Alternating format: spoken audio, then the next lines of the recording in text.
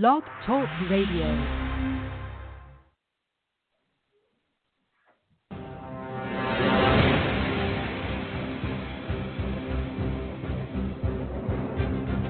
Ladies and gentlemen of America, this is AJC Radio, and I'll tell you tonight we continue the series, Voices from Behind the Wall, tonight, Voices of the Innocent, those that have been wrongfully convicted, those that have suffered injustice at levels only we can think about. Ladies and gentlemen, this is Voices from Behind the Wall, the Voices of the Innocent. It takes off right now.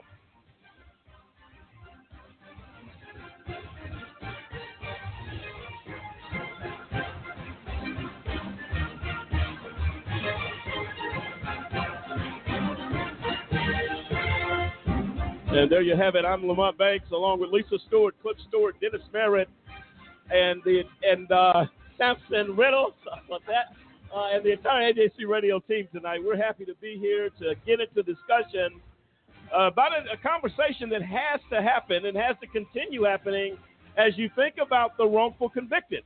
Their voices are one of the most important voices we must pay attention to, as injustice is across the line. Dealing with those who have been wrongfully convicted and the abuse behind that wall that they are even suffering. And the main abuse, of course, is being locked up when you actually shouldn't be there.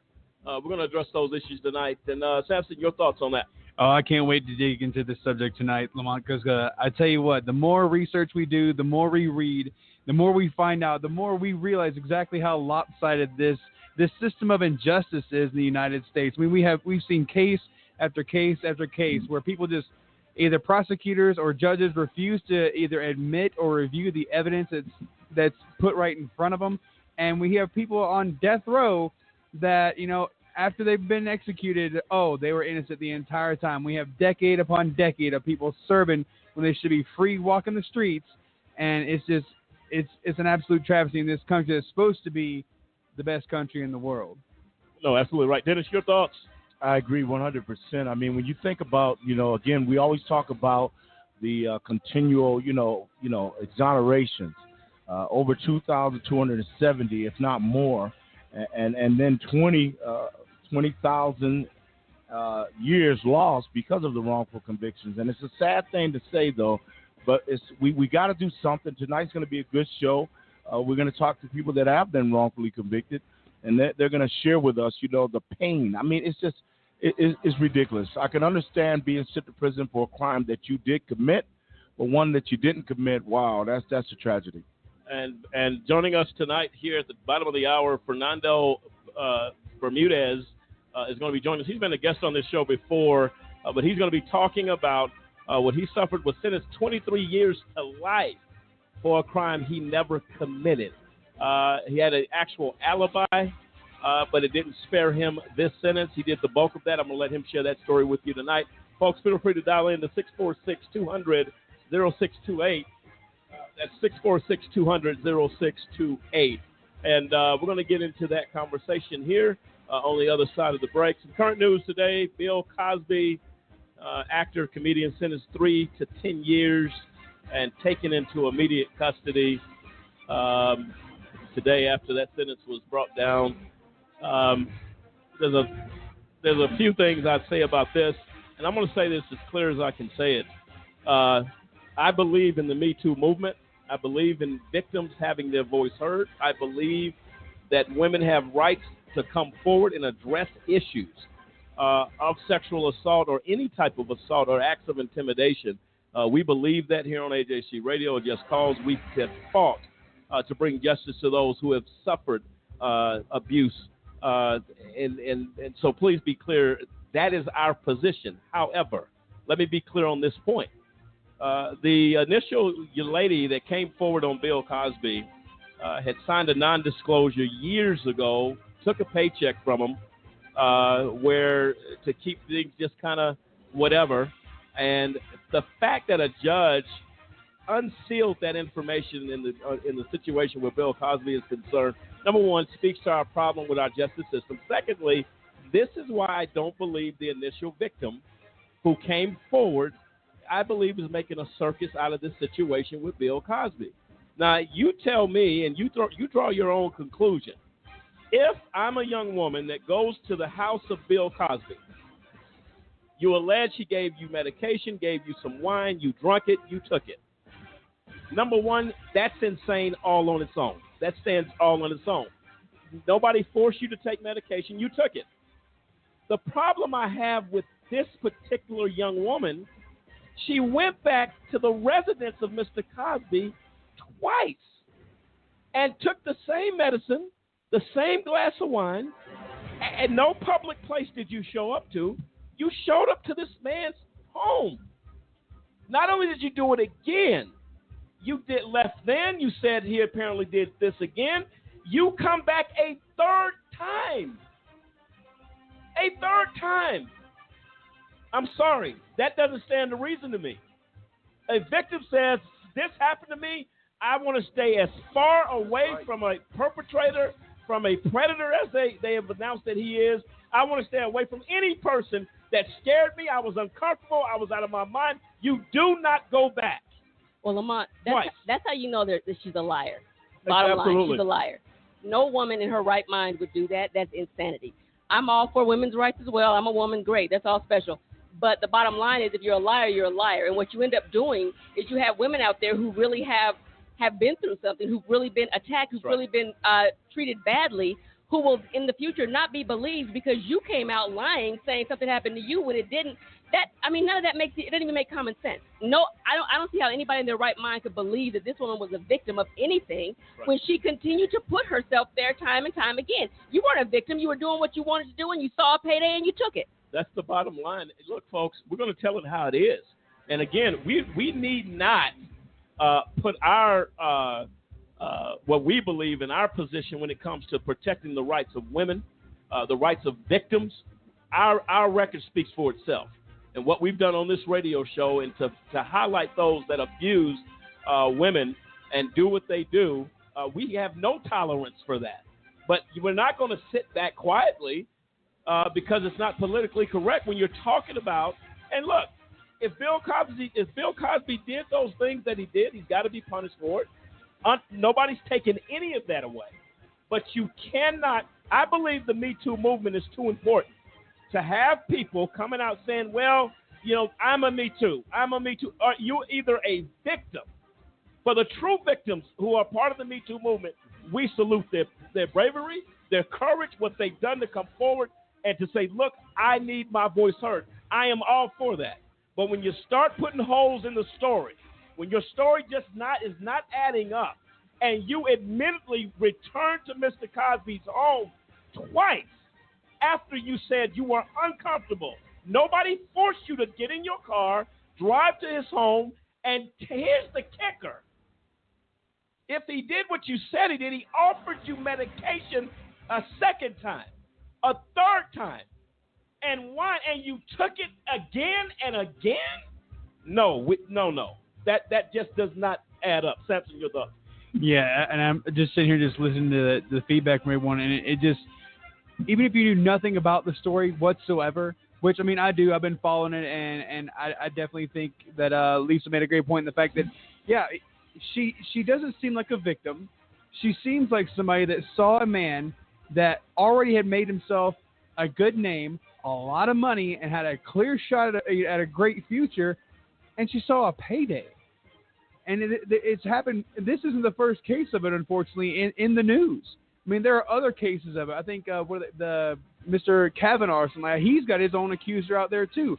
And as they've interviewed her, and there's been holes after holes after holes in her story. So it's like, again, like you said, and I completely agree with all those that are part of the Me Too movement. Absolutely, because you know what? Nobody deserves to be a victim, but there is a line where you go from being victim to somebody like this, exactly, an opportunist, a trophy hunter. Yep. And I'll tell you what, and here's the kicker on the other side of that story. Make no mistake about it. She received money from Mr. Cosby years ago. And that was, I believe, part of the disclosure agreement, that this would never be discussed. It would be done with.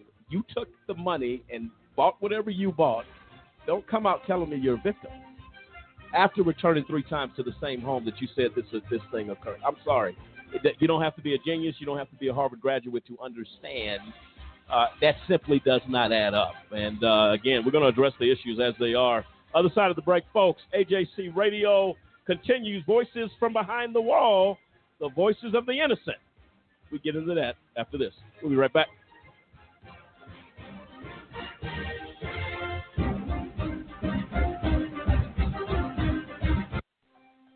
Ladies and gentlemen, can I ask you a question? Did you know that there are over 2.4 million people behind bars in the United States? I'll ask you one more question. Were you aware that that is the highest number of people behind bars in the entire world? The United States makes up of only 5% of the world's population, but we have over 25% of the world's prison population. America prides itself on being the most advanced and progressive nation on earth. However, sadly, we are also the world's most archaic. I'm going to give you a personal invitation to get involved with the fight against mass incarceration. Take a few moments to call 1-855-529-4252. That is a just cause. And we fight for justice. Again, call a just cause today. Don't delay. Call 1-855-529-4252. It is time, and I say high time, that we take America's incarceration seriously. Won't you join us? Call today.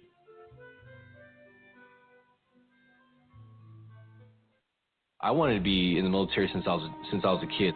I served in the United States Air Force. I served a total of 16 years. I was deployed 13 times. On my second deployment, 4 bombs hit my vehicle.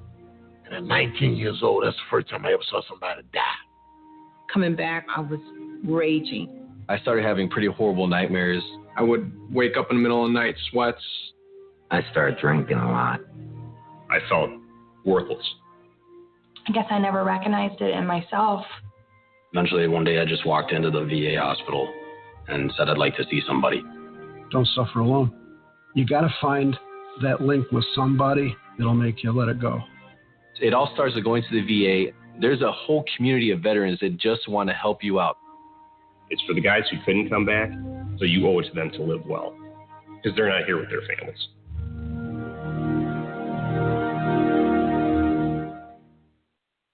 Columbine, Virginia Tech, Tucson, Aurora, Fort Hood, Oak Creek, Newtown, Newtown, Newtown. Newtown. How many more? How many more? How many more colleges? How many more classrooms? How many more movie theaters? How many more houses of faith? How many more shopping malls? How many more street corners? How many more? How many more? Enough. Enough. Enough. Enough. Demand a plan. Right now. As a mom. As a dad. As a friend. As a husband. As a wife. As an American. As an American. As an American. As a human being. For the children of Sandy Hook. Demand a plan. No more lists of names. It's not too soon. It's too late.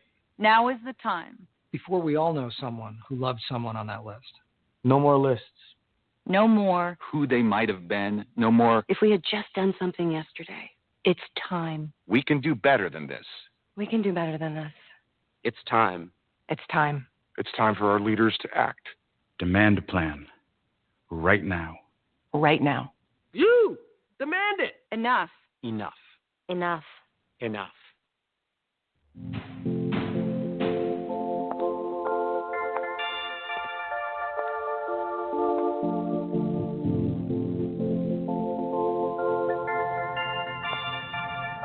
You can't sit here. Don't add her to the chain. It was just a joke. We're not friends. Why are you talking to me? You started it. It's so gross. Lame. Loser. Weirdo.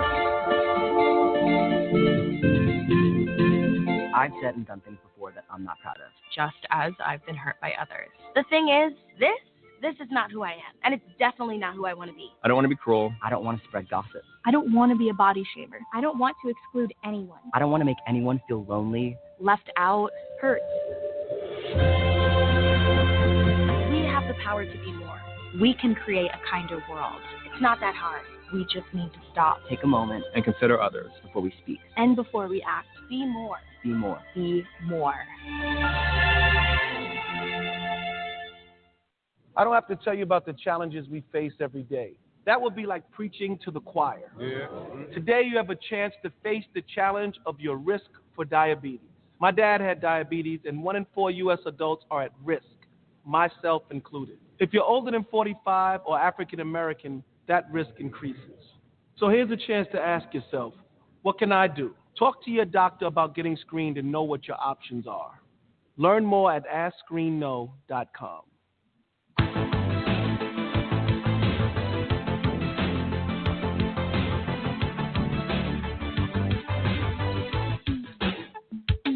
So welcome back, ladies and gentlemen. This is AJC Radio, talking about voices from behind the wall, and we're back to have this discussion tonight. The voices of the innocent is something that we're looking at right now, and these are issues and things that have to be taken seriously. That while innocent people are locked up in prison, wrongfully convicted, their voice needs to matter. It seems to me that the voice of the innocent has gone silent because people simply do not care. Tonight we're going to be there with those voices. Last week it was an honor to remember the voice of Joyce Ann Brown, the young lady convicted in Texas and suffered what she went through, an innocent woman that went through all that she did and ultimately ended up passing away a few years ago. And I thought that was very meaningful. Dennis, your thoughts on that, and as why is this so important that this voice, this particular issue, be handled across the nation to our listeners? It has to be, because I mean, exonerations are not. They're not decreasing; they're increasing. Same thing with wrongful convictions; they're not falling; they're not lowering. We're getting more and more wrongful convictions as we speak. And the sad thing is, it's all about plea bargaining. You know, a lot of times, the poor can't afford, an attorney, can't afford to fight it, and knowing that they're innocent. So what do? They take a plea. So there's so much things that we got to do in our justice system. We got to really look at the plea bargaining deal. We got to look at, the defendants that are given to these guys, and girls. But we really got to look at it because it's getting out of control. You can't win. I mean, even you're innocent, but like they said, these attorneys, they can indict a ham sandwich. I mean, so it's so hard to win. But if we don't speak out, if we don't start addressing it, if we don't start voting for our attorneys and stuff like that, it's going to continue to be the same. Hey, and I definitely agree with you, Dennis. I mean, I'm just in here reading an article from the Washington Post talking about, not just the amount of people that are convicted, wrongfully convicted, but also the amount of money that it's costing the states on this. I mean, we're talking about billions of dollars that are being paid out to these people, thousands of years that are being lost. Like, when are people going to wake up and see that you need to speak out before the person is sentenced? You need to speak out. You need to go and do something, act, whether it's voting, whether it's actually, petitioning to, the attorney, the prosecutor, the judges, examine all the evidence, because all you're doing is you're stealing people's lives, and then you're going to try and make up for it by offering them some lump sum, which, it says here in the article, it averages about $69,000 per year that they were in prison wrongfully. But I mean, you ask anybody that's been wrongfully convicted. I mean, you yourself, how much would you pay to get that time back? And then you could ask any other exoneree the same thing.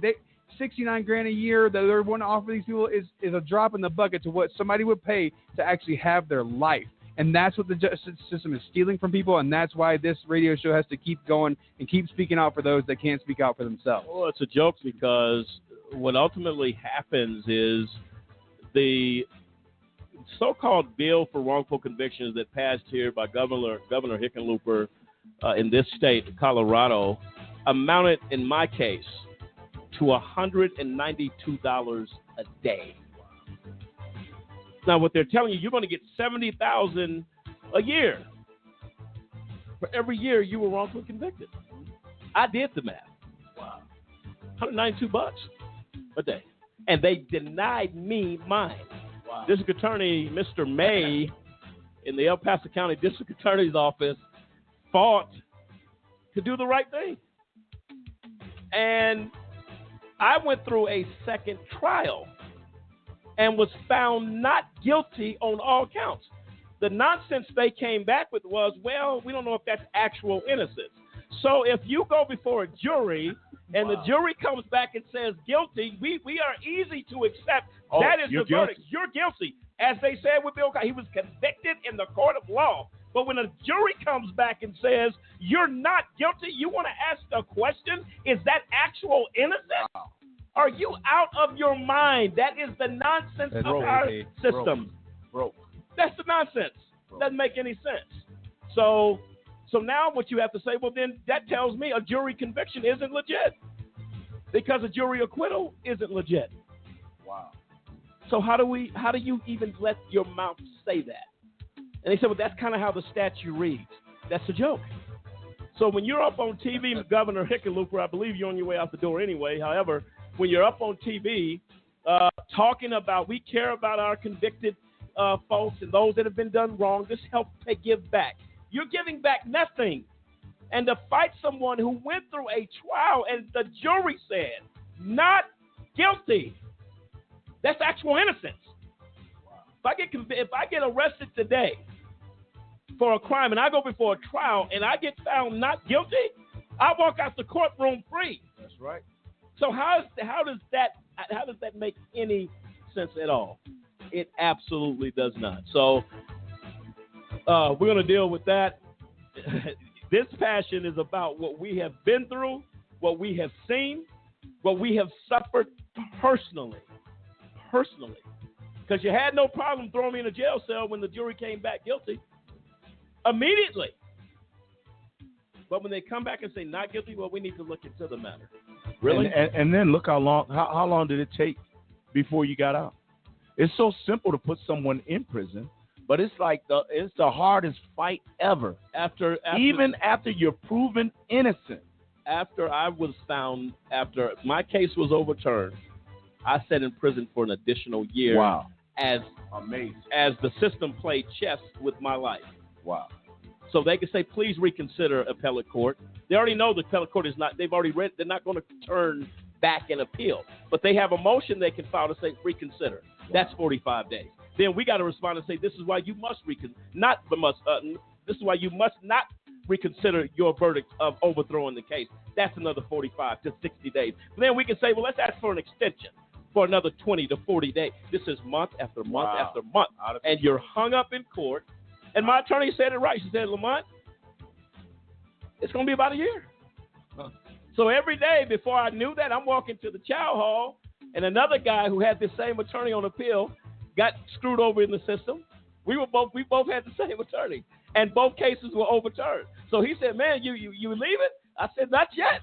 Till I looked up one morning, and he was gone. And every morning for a year, we were talking to each other. Hey, man, today may be the day, because sometimes you'll go to chow, come back, hey, pack out. Wow. And it's still, that is the frustration. That is the system. And one morning I got up and didn't see him there. And I said, he's gone, I'm next. Because his case was before mine.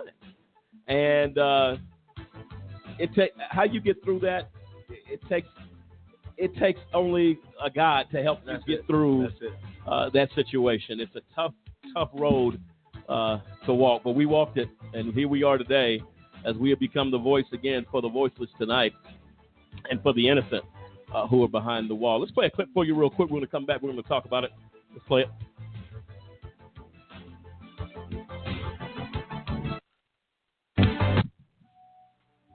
But he sued and was awarded more than $13 million by the state of New York and the other municipalities involved in his conviction.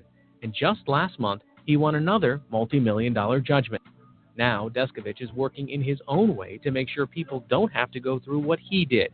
He set up a foundation with his settlement money to help investigate other possible wrongful convictions across the country, as well as offer financial and social support to other exonerees, sometimes with something as simple as a regular karaoke night with other guys who were wrongfully convicted. It's cathartic for me, and I feel like I'm making a difference. I'm trying to make my suffering count for something. Even so, Deskovich says suing was an arduous process. After 16 years in prison, he spent nearly another decade trying to make it right. It took less than a year for me to get to a trial and to be wrongfully convicted on the criminal side.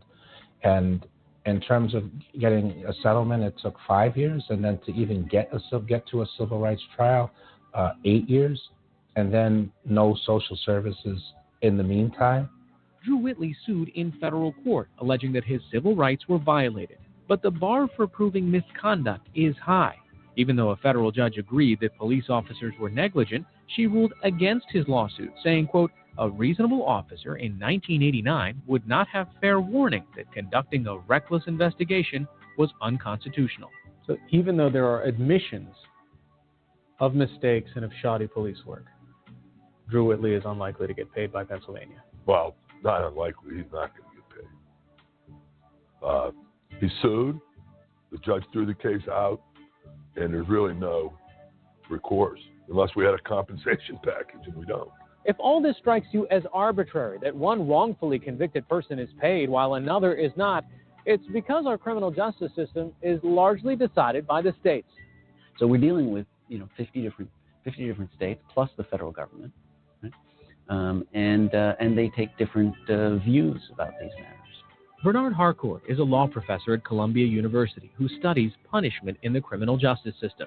He says that while compensation packages may be the more immediate and certain route for helping exonerees, multi-million-dollar lawsuits could have a larger impact. One of my fears is really that if you have a too straightforward system where anyone who's wrongfully convicted just gets $50,000 a year, that we stop paying attention. You lose the impetus to really try to make sure that no one actually goes through this. Having been through it himself, Deskovich says that preventing wrongful convictions is even more important than compensating exonerees after the fact. It could never give me my years back. I'd be willing to not only give the money back, I'd be willing to go into debt for that amount of money, maybe even double it, to have had my years back, to have had a normal life. A normal life is all Drew Whitley was hoping for when he was exonerated. What were your expectations for your life when you got out? Good place to stay, food to eat, and transportation. That's all I really want out of life, like everybody else. I don't want to be filthy rich or millionaire or whatever. I just want a place to stay, roof over my head, and transportation.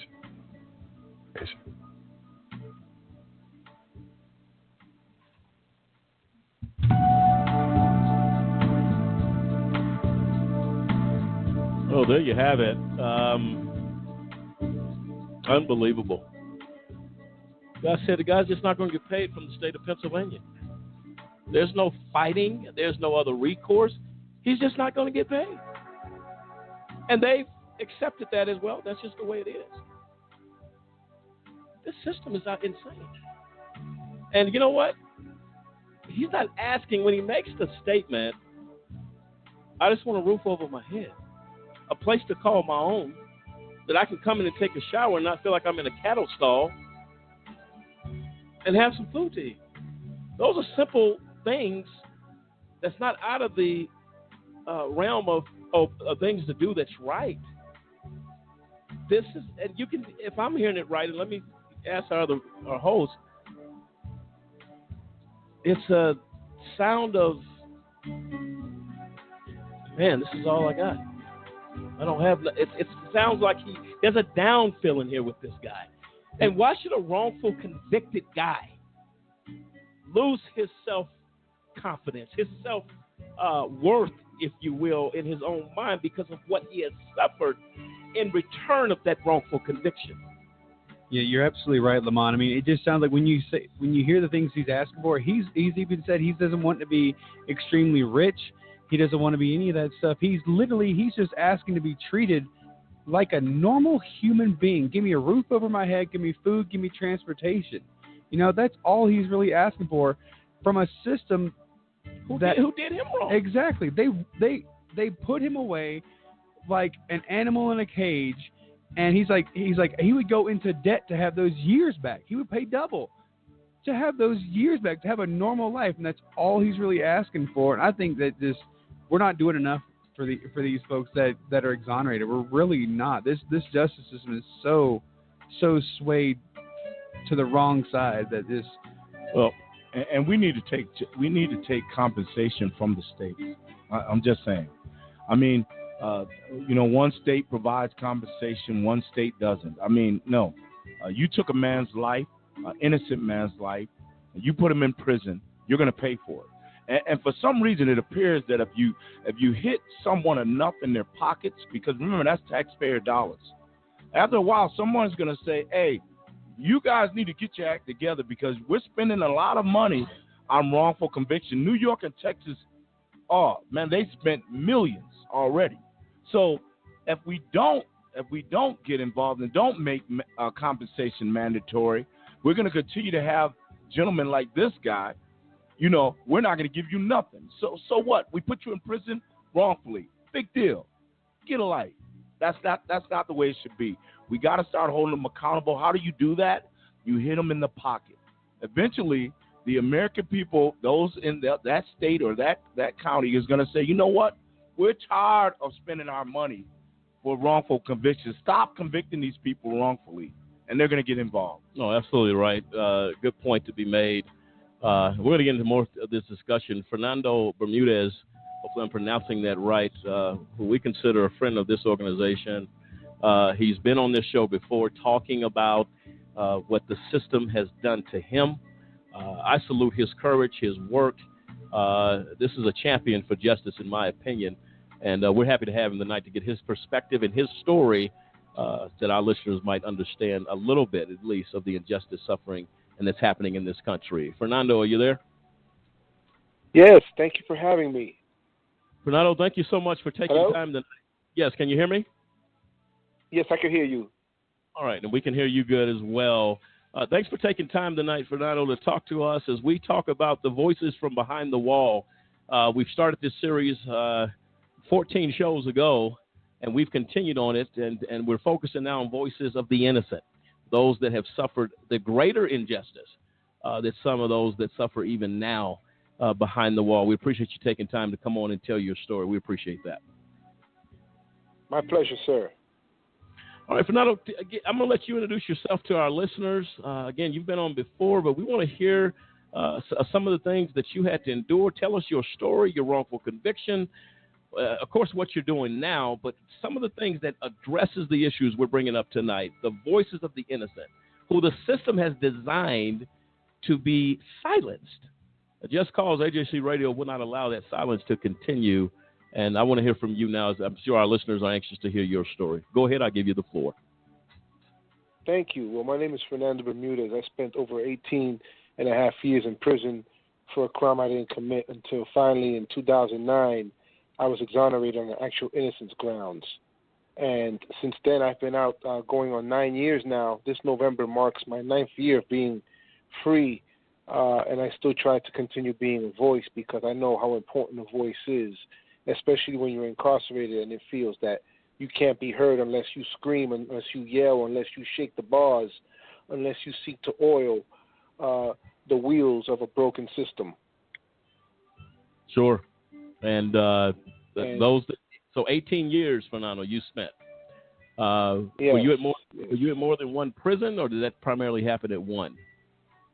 Most of your time. Ever since 1991, when my legal odyssey began, I ended up spending over not only 18 and a half years, but in 7 maximum security prisons. My time was divided throughout those horrible places, each with a distinct, horror quality to it in terms of the human destruction that was going on in there and just the devastation of lives. Tell us a little bit about that, Fernando. Tell us about some of that destruction that you saw, you witnessed, and that impacted you so heavy. Well, certainly, as soon as I entered the system, I was just shocked because I had to go into survival mode. Even though I was a big guy and everything like that, that didn't matter when you have, gangs operating for control of the black markets within the prison system and people just stabbing each other to use the phones, and you just try to become invisible and try to survive. What's not only a bad situation, but one you're hopeful to escape from. And for me, my hope became the American criminal justice system, because I was scared to death in prison. When I first entered especially, I was just like, wow, I can't even believe I'm in here. Who can I tell? Who can I trust? Who can I begin, voicing my innocence to in such a horrible place?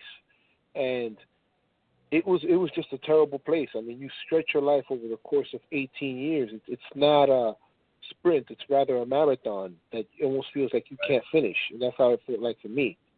It's an asphyxiating situation in which you just have to catch your breath and you have to pause and try to see how you could determine your next move to survive. Okay, and you said that some of the prisons, 7 maximum facilities.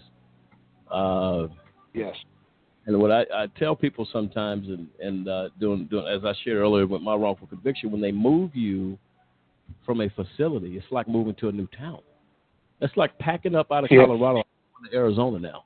I mean, that's how drastic, right? That's how drastic a move. Yes. Most of us hate to move. We hate to move, even if it's living in freedom. Well, imagine taking all your belongings and moving from one place, being shackled on a bus, sent to a facility, and now the survival mode begins again, because sometimes you make acquaintances or people that you get to know in other places, and that helps your survival level. It doesn't guarantee it, because a person will drop dead right in front of the yard, being stabbed in the neck, and you see that, and you never forget that. So you're never safe. But in the new place, you may not know anybody, or you may hope you know somebody. And so each time, as you mentioned, it becomes a very difficult burden and life-endangering situation in moving from place to place. Yes. Oh, absolutely. And I'm sure during your stress there, Fernando, there were some isolated, they call it the special, special housing unit, which we all know as the Hole. Yes. How was your experience in those situations? Did you ever deal with that? Well, fortunately, I was fortunate that I didn't get to experience that, but I seen the ravages that it took on people that went in there and came out. I mean, you're not fed the same way, even though you're not fed good in the general population. But while there, I've seen guys come in who were big and strong, and when they were taken there and came back out, they were just emaciated. Just you could realize the toll of the deprivation, the extra deprivation level that takes place there. It can make you lose your mind. I've seen it. Yeah, so when you went through those moments, Fernando, and you saw, and again, ladies and gentlemen of America, this is a man who is not guilty. Now, it's rough, whether you're guilty or not. Behind that wall is a war zone. That's all it is. And, Fernando, as you say, a place of you go into survival mode because, people may not say they're scared when they're going into the penitentiary. I can guarantee you every person that ever went in there for their first time, you're not going to say that. You're not going to show that. Mm-hmm. But deep inside, when they shut those doors at night and you're locked down, you like you said, man, I can't believe I'm even here. I didn't even do anything. Yeah. Right? Yeah. So that's right. It hurts. It hurts a whole lot. And out of that hurt, out of that anxiety, that the frustration comes your need to voice yourself in a bad situation. And there's a frustration when you're not heard. There's a frustration when you're trying to, you're living now in exile from society, and you're considered to be thrown by what some would say, a trash can for society's garbage, but that's not true. There are innocent people in prison. There's people also who made serious mistakes. But in that environment, it's a cauldron that's boiling to the point of just, really taking lives. And, you have to try to have a voice, and that's what I sought to do. I sought to create a voice while in there because I needed to be heard and I needed to get out. And from what I hear now, your voice is definitely being heard. You have a story to tell others that, you know what, you have to fight against us. You can't give up the fight. If you stop fighting, nothing is done. And I think according to your story, it says here the damning evidence that the prosecution had was a photo that was misidentified by 5 teenage witnesses. It says here the youngsters who put you behind bars recanted their testimony. However, saying that prosecutors and police had pressured them into pinning this on you as the killer. There was no evidence to prove such allegations. And so the kids, you're dealing with kids, number one, in a situation like that, they're going to be scared to death. Man, I didn't do what he did. You saying I'm going to prison? No, I didn't do it. But then when somebody recants and says, no, Mr. Bermudez didn't do this. They don't want to. They don't. How insane is that? And I'm sure at that point, in your situation, Fernando, you felt like, hey, they're recanting. Man, I'll get out of this because I didn't do it. Which brings even more of the injustice that, man, they're saying I didn't do it, and they don't even care to hear the truth. Well, does that, I presume that drives you in what you do today, to fight against a system that has fallen off the track. Yes, sir, and that's what it took. It took my indignation, not the inhumanity that I was thrust into, to seek my dignity and voice myself as an innocent man, and I needed to prove that. It became a system where I had to work in spite of it. I had to work in spite of the system because the system was not working, so I had to voice, and I had to try to write as many people as I could. I came from a family who, although they spoke English, it was limited because they came as immigrants to this country, and yet I was first generation, born here, and I sought to use the education I learned from my schooling to write journalists, to write my attorneys, to write people who I felt can voice the indignation that I felt. And so I had to get out of that place, and we had to prove it. Again, I want to stress how difficult it is. My case was a non-DNA case. Therefore, it was more difficult than a DNA case because there was no scientific evidence. That meant I had a higher burden to prove my innocence. So I had to get as many people as I could. And I wrote letter after letter after letter after letter. I had to prove my innocence. And here, Fernando, it says that you actually had a legitimate alibi that went ignored. Yes. Tell us about that. Yes, that was ignored in addition to the evidence where one of the teenage witnesses who testified against me, he knew who committed the crime and told the police and prosecutor where this person could be found. But they ignored that key lead. Instead, they went with the other 4 teenage witnesses. And when they got the 5th witness, that witness had tried to tell him who committed the crime, but then when they showed him the picture that was misidentified, they pointed to my picture illegally, unconstitutionally, and said, isn't this the guy who committed the crime? You can see his face, dumbfounded. Like he knew that he was purposely, wrongfully accusing me after the 4 teenage witnesses already had done that. But this guy knew who did it, so he purposely, set me up the river, if you will. Well, here's what's insane. I come from a background of sales. So what I just heard was an assumptive close is what I learned in the sales industry. If you make a statement to a customer, isn't this what you want to pay? The customer has a problem saying that's what they teach you. So what the police officer turns around and does, versus saying, is this the one? Does this look like the man that did it? Because that's open. I can say no to that. If I say to a youngster, isn't this him? I'm expecting yes. That is sick. So they use that is the sick. It sounds comical, but it is the manipulation of the system to pressure this kid to say, well, isn't this him? You want to go home? We don't know what was said before. Man, you want to go home now? Isn't this him? You want to go home to mom and dad? Isn't this him? We don't know what was said, but that statement within it by itself is sick. What do you think a youngster is going to do there? You agree with that, Fernando? And what's sad is that absolutely. That's why my case, it helps set some precedents in terms of lineup identification procedures and how, because again, even in the lineup procedure, the witnesses would eventually testify that they were told by the police and prosecutor, tell us who was responsible in this lineup. Then in the same way, tell us who was responsible in this mugshot book. This is how my picture got picked out.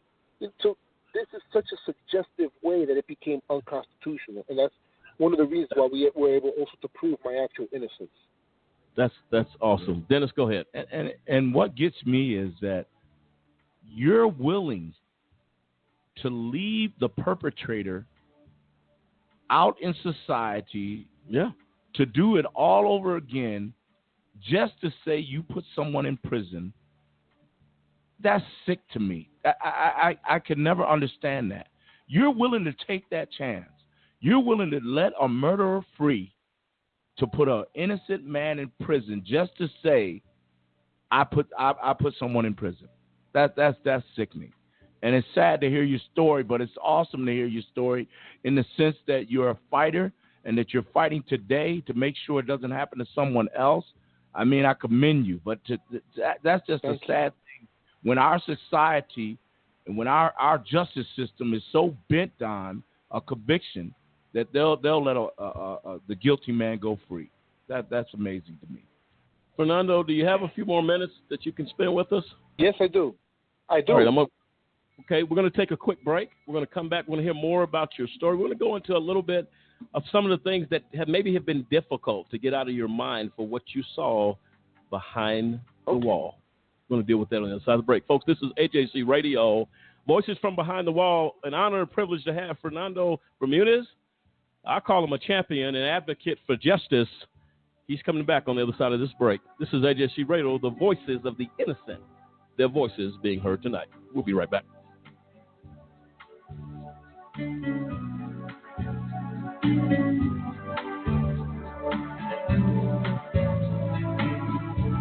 Do you know anyone who's been sent to prison who's innocent?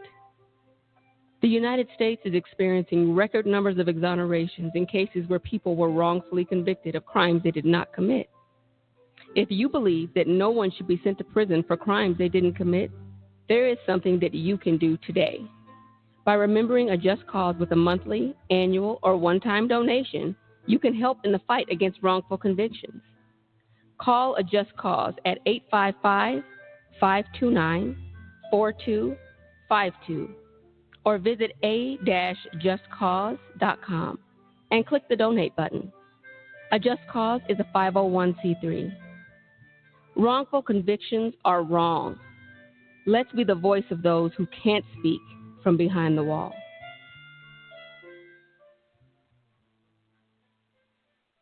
Look, right now, while you're looking at this on your screen in your hand or on your computer, there's somebody just like you who's sitting in a prison cell. And they didn't do much more than you did, some crazy weekend. You didn't get caught. They got caught. And they can never get uncaught.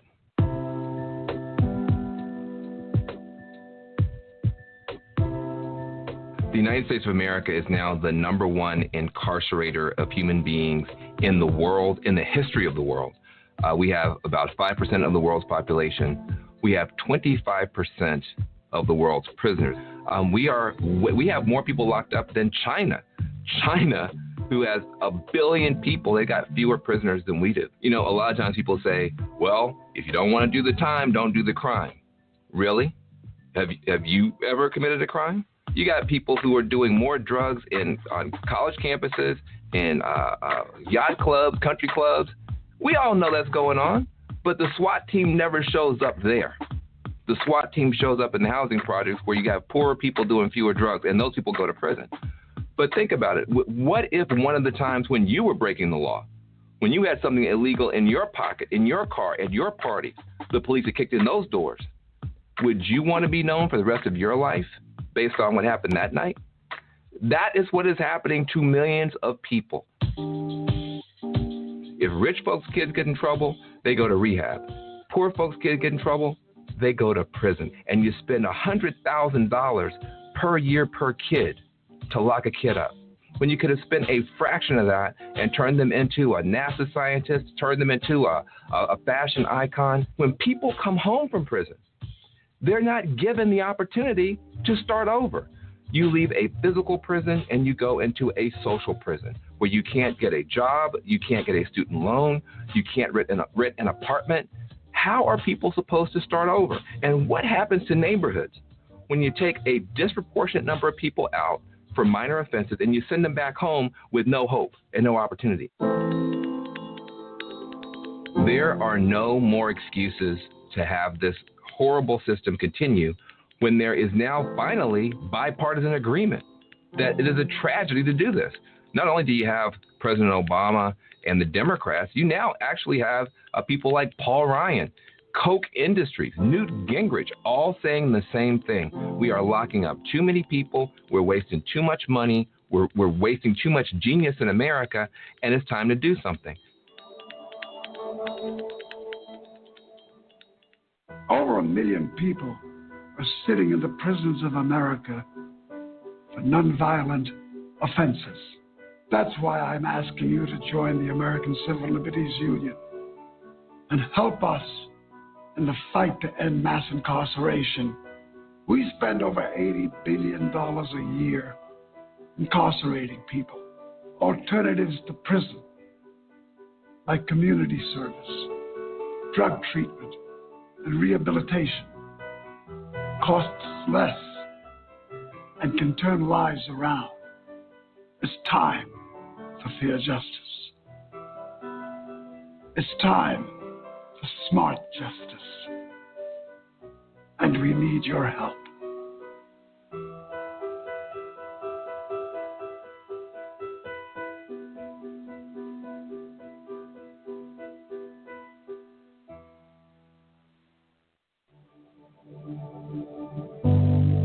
These tragedies have to stop.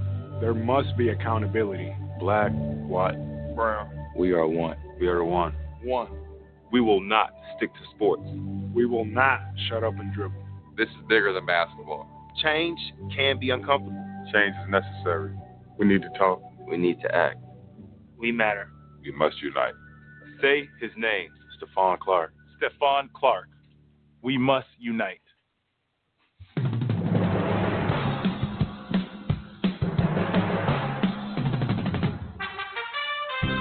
Well, welcome back, ladies and gentlemen of America. This is AJC Radio, and tonight we continue Voices from Behind the Wall, voices of the innocent, and those that have been wrongfully convicted in this nation and have suffered extreme loss as a result of a system, as I said before, has fallen off the tracks when it comes to justice in this country. And the greatest victims of all, we talk about the abuse behind the wall, we talk about the treatment, but the voices of the innocent who never should have set a day in a prison because a prosecutor, in the case of Fernando Bermudez,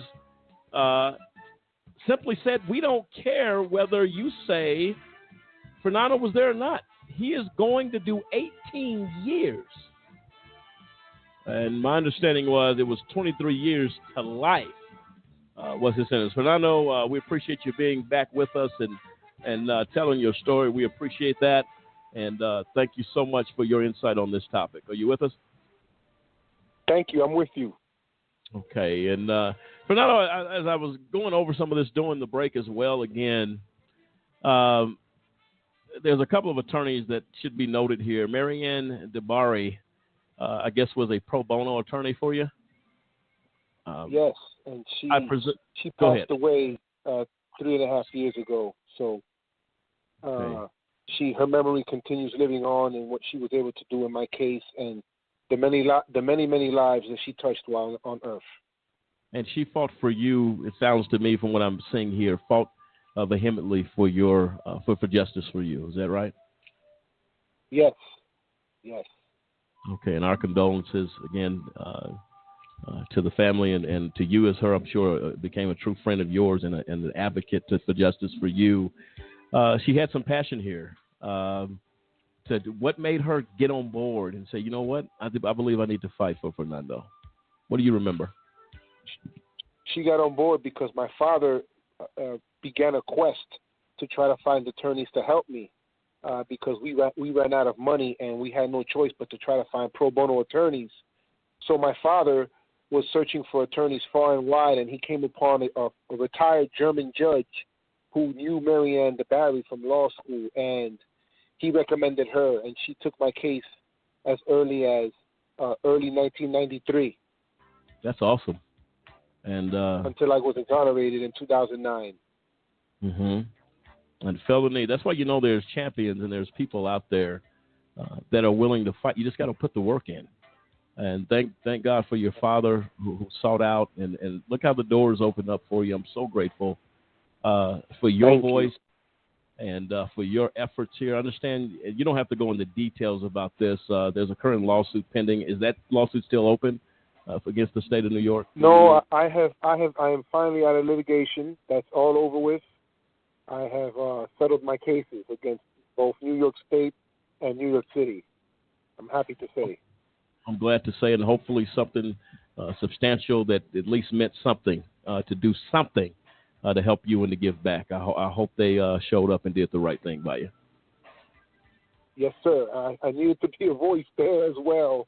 It was a very bad litigation in terms of I ended up having the same federal judge in my last lawsuit, which presided over my habeas corpus, which I had filed while in state prison. So, in other words, that judge had the opportunity to free me as early as 2004, and she chose not to do that. I stayed in prison another 5 years because of her not freeing me, even though the case was declared unconstitutional in terms of the identification procedures. Turns out that I had the misfortune of then having her again when I sued New York City, and she made it really difficult for me, and I needed to become a voice there as well to try to get my case resolved before her.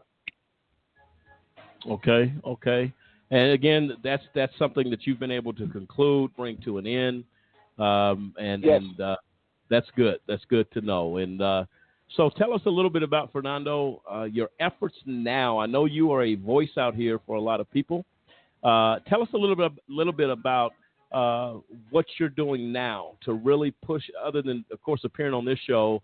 What are your day-to-day operations, if you will, that puts you in the fight against injustice and those that have been wronged by the system?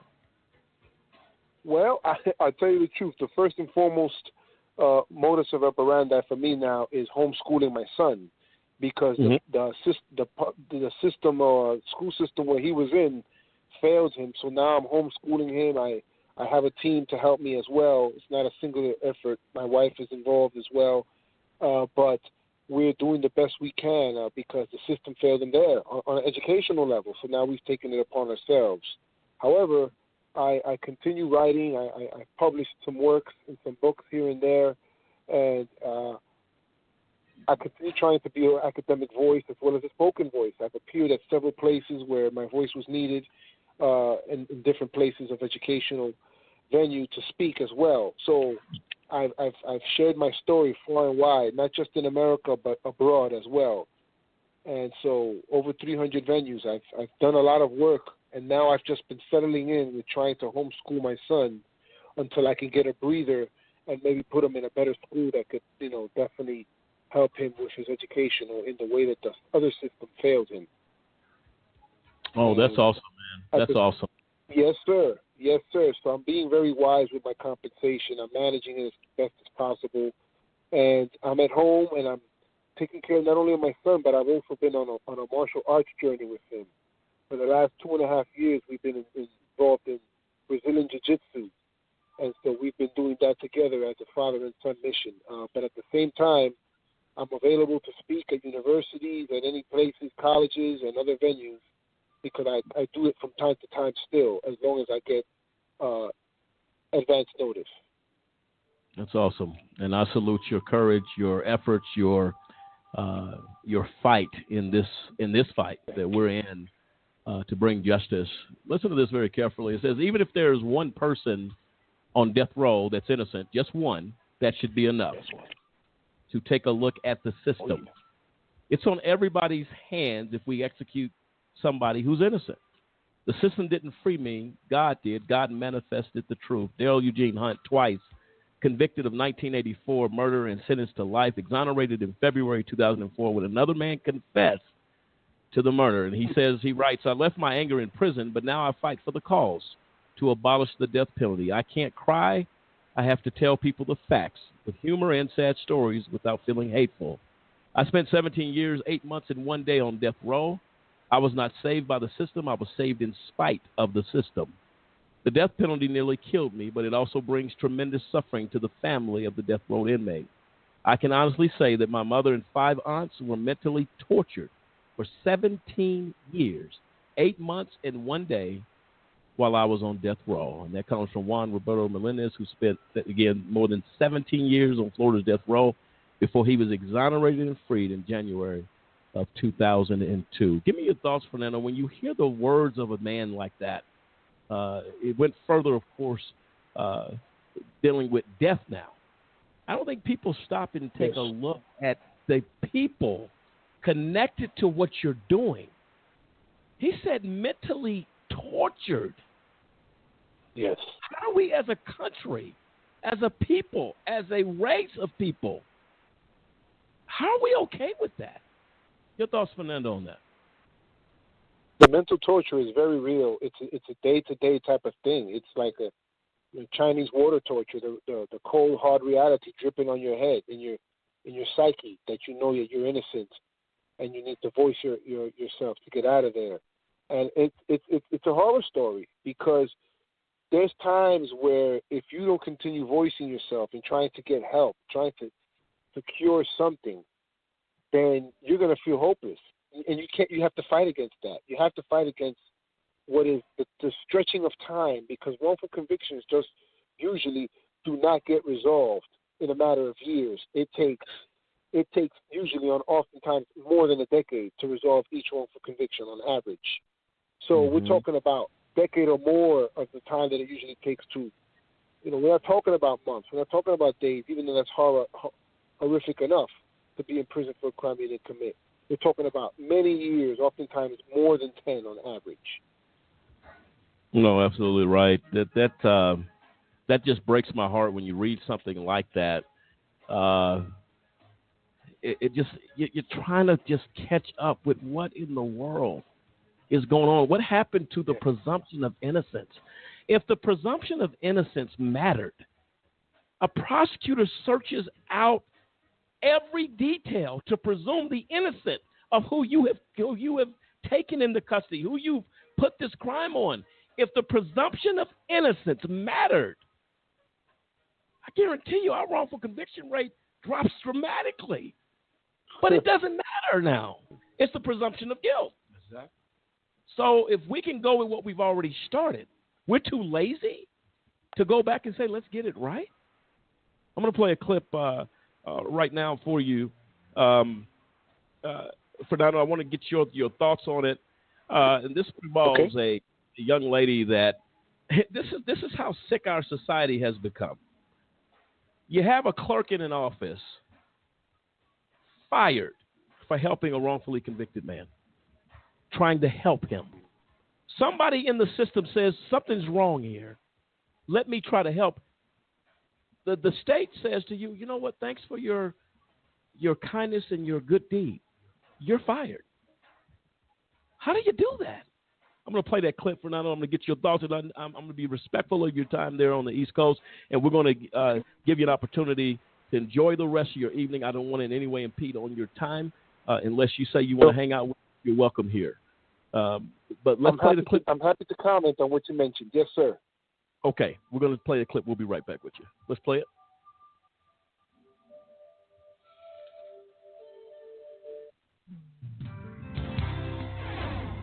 Right now, as I speak to you, there is a man in Kansas City who is imprisoned for a crime he did not commit. He has been exonerated based on DNA evidence, and the woman who helped him get his freedom, she got fired for doing so. Robert Nelson was awaiting trial on unrelated robbery charges almost 30 years ago when an anonymous tip came in saying that 2 brothers in jail at the time for robbery, 2 brothers with a different last name, had committed a string of rapes nearby. While police couldn't find those brothers, they did find Robert Nelson, who just happened to be awaiting trial on robbery charges with his brother. That single anonymous tip received by police, plus a single problematic witness ID, led to Robert Nelson being convicted for rape and sentenced to 70 years in prison for a crime he maintained he did not commit. In 2009, Nelson filed a motion seeking DNA testing that had not been available at the time of his trial. That motion was denied on a technicality.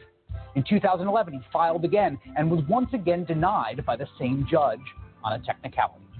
After 2 failed motions, Robert Nelson's sister, distraught and wondering why the motions were being denied, called up court clerk Sharon Snyder, 70-year-old great-grandmother and 34-year court employee, looking for answers. Snyder responded by going way above and beyond her duty. She went and found a successfully filed motion seeking DNA testing from a different case. She blacked out the names and gave it to Nelson's sister as a model.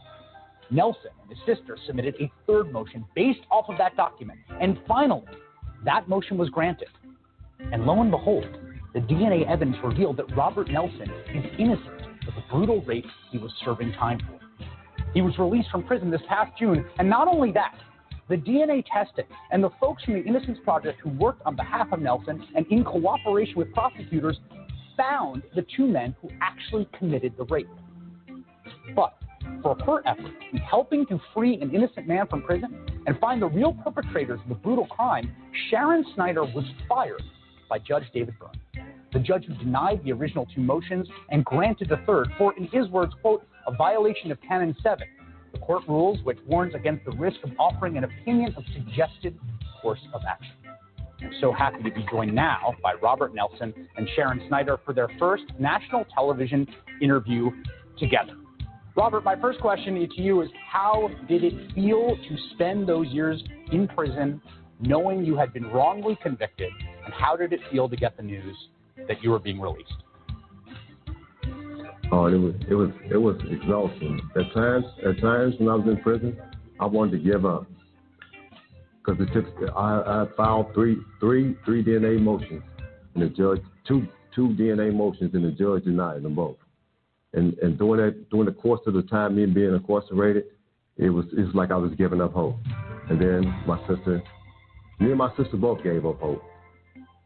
Sharon, if you knew when you helped out Robert's sister, if you knew what would happen, that you would be fired for what you did, if you could go back in time and have the choice again, would you do it again? Oh, yes, I would do it again. I am so happy that he got exonerated on this charge and felt that that would happen, or he wouldn't have filed that motion to start out with. So I would have done it. Are you angry at the fact that you have apparently been punished for doing something that has led to a wrong being righted, to justice being served? I think that they severely punished me financially by suspending me without pay when other persons in the court system had embezzled a lot of money, and they were suspended but with pay.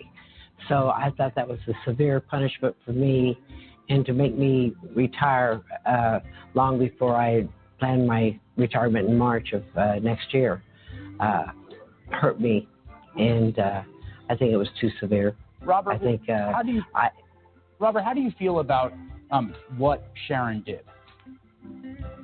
I feel she's to me, she is truly my angel. I call her my angel because without her help, I think I would still be in prison and probably would have died in there. Because of the emotion I was found, it kept being denied by the judge. Sharon, what does it say to you about the system that you worked 34 years inside of, that what happened to Robert could have happened? What do you take away as the lesson from this episode? Well, the lesson is that people need to help parties that are going pro se. What I did was give him a public record that he was able to use, and I think that the law should be changed, that judges should be taken out of the mix on deciding these DNA motions, and they should automatically be granted because it will either, show that they were guilty or they were innocent. And Robert, what are your plans for your future now out in the world? It's amazing. It's nice to be free. I'm planning on getting a job, and I'm also planning on donating some time with charity to help guys who've been in my situation. You know, be like a mentor to them.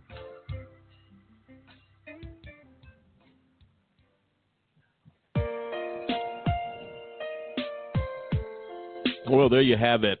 Wow. You know what is so strange to me is why does the burden become heavier on the innocent? I heard somebody tell me one time, and it may have been Antoine that told me that it's harder for the wrongful convicted to get back on track than somebody just getting released from prison who's guilty. How does that make any sense? My struggle, my burden becomes more because I'm innocent. Doesn't make any sense. When we keep saying that's why the system is off the rail, Fernando, I'm going to get your thoughts here, Dennis. I'm going to come to you. Fernando, when you hear that, I mean, to me, it tells us the exact state of this nation and where we're at as a country, as a people. And to me, it is the most disgusting thing. One of the most disgusting things I've ever heard within a criminal justice system. It doesn't make any sense to me. Can you shed any light on that? Or are you just as baffled as I am? Well, I'm moved first by the story that we just heard about the lady, the court clerk who helped out that gentleman. You know, God bless her, and I'm happy that he got out. You know, and it's just the big question there in terms of what's more important, principle or a paycheck. You know, and that woman chose the principle, and it goes along the lines of to prevent wrongful convictions. Each person in authority and power has to ask, how do I prevent this? Is my principles, is a principle more important than a paycheck? And when you ask yourself the greatest number for the greatest good or alone, you know, you'll see that it's always important to do the right thing. And I'm glad that she did the right thing. Absolutely. And we talk about, and Fernando, I'm going to give you an opportunity, hopefully to join us on another show if you have time out of your schedule. You can hang with us as long. You just let me know when it's time to hit the lights and hit the bed, man. We'll let you loose. But I want to share something with you. You talked a little bit about some of the horrors. We've done some research of even people. Listen to this. It says this particular man, anti-death penalty advocate Daryl Hunt, who was wrongfully convicted and served almost 20 years in a North Carolina prison before being exonerated in 2004, was found dead on March 13th, 2016, in a car near the Wake Forest University campus. Police officials revealed that Hunt had died from a self-inflicted gunshot wound. He was 51 years old and had recently been diagnosed with cancer. This, to me, falls at the feet of the people that locked him away wrongfully. That's just me. You robbed this man of 20 years of his life. No telling what he could have accomplished, his family, the Christmases, the Thanksgivings, the barbecues, the family gatherings, all of those things. But he gets out after fighting, after becoming an advocate. He gets the news that he has cancer and feels like, what is there left for me to do? Because you already took a lifetime. 20 years is a lifetime. You took a lifetime from this man. And the collateral damage, if you will, of injustice. This is collateral damage. Absolutely. And I mean, just looking at some of these stories that we're being fed here is there was a study done. I mean, 1/3 of the inmates, the exonerated inmates, like they still had criminal records. Like you said, it's harder for somebody that's been exonerated than somebody that went in, did their stretch, and then they got back out. But now, I mean, we're talking about like these guys are innocent, but they have felony records, and it doesn't just impact stuff like, you know, I'm reading here, it says, you know, housing, employment. You know, we know those are the big things, but I mean, say somebody was convicted, and like it says right here, if they were an avid hunter or an outdoorsman, like they can't even get a simple hunting license. Something that somebody like me, like I take it for granted, you know. But the fact is, you know, if you have a felony conviction, you're not allowed to own a firearm. I mean, again, it's simple. It's something really, really simple. But the fact is, like, we all take that for granted. And then hearing this story about, you know, this court clerk, my God, like that. No more. There's like the old adage, "No good deed goes unpunished," comes to mind because she, like he said, she stepped up, put principle before paycheck, helped this man when a judge didn't want to hear DNA evidence, not once but twice. He denied it. It denied it. But she stepped up and did the right thing and lost her job for it. Well, it says here in 2003, the Winston-Salem Journal published an 8-part series on Hunt's case. Shortly after the series ran, the North Carolina Bureau of Investigation matched the DNA from the crime scene to a convicted rapist who confessed to murdering this young lady. Hunt was exonerated and received a pardon. He later filed and settled lawsuits against the state of the city of Winston-Salem. Following his release, he became an outspoken advocate for criminal justice reform and abolishing the death penalty. But this man is dead because somebody, and we don't know what life holds for any of us. We're not guaranteed tomorrow. But do I take 20 years? What could have been accomplished as an advocate? Right. What could have been done? What this man could have accomplished? And for a judge to say, I don't understand if he's asking for a DNA investigation. 99 out of 100, he's innocent because DNA is not something you can fake. Right. He's asked you twice, Judge, to do the right thing, and you denied. I don't understand where is the accountability for that judge who sent this man to prison for 20 years. Where are you at? How do you sleep at night when all he asked you, this is what's bizarre about it, Fernando. All he asked was follow the system. Do what you have the capability to do that I don't have. If I could do my own DNA and do it and bring it to your desk, I guarantee this Mr. Hunt would have done so. You have the tools to do that, and you refuse it. My question is why? Why? Well, I mean, it just goes to show again that, like, due process and all that stuff. I mean, it's just gone out the window, and then they want to give this guy a pardon. Like, okay, what is that really going to do? Like you said, they stole a lifetime from him. The God only knows what he went through in his 20 years behind bars. I mean, the traumatic things we've heard about over these last several shows, the things that go on behind bars and behind the wall. Come on, like it's hell on earth to these people. And that's why I believe, Fernando, when I say to you, I appreciate what you're doing, what other organizations are doing out here to lift their voice from behind a wall that people have been silenced purposely, that their stories not be told. We're going to tell them here on AJC Radio. Fernando is going to get out there. He's going to talk to people because guess what? Seven different prisons, not going through that. I'm sure, at least, and I didn't do the time you did, but I'm sure during your stretch, I saw people who attempted suicide, who we got word had killed themselves, and we've seen that. You said there was some, and I'm gonna let you on this note explain to us. You said some of the stuff that you saw. I wanted to get a little bit into that. What things, and I want and be straight with us. What are the things that you saw there while you were fighting for justice or going through this torment, if you will? What things that you see that you saw that in your mind were so horrific? It may give you a little boost to keep fighting. Go ahead. Yes, well, for me, I mean, I saw a lot, and one of the things I'll never forget seeing was just somebody stabbed so fast several times and seeing him just drop to the ground. It's a very, very unforgettable experience. Just seeing that type of human violence that can be inflicted on somebody. Not to mention when someone's face is cut open requiring 150 stitches. You know, these are things that you just never forget when you see a person's. They don't even look like the same person you remember them as. Their face is sliced open, you know, and you could just see the from one if it's on the cheek, you could see through the cheek.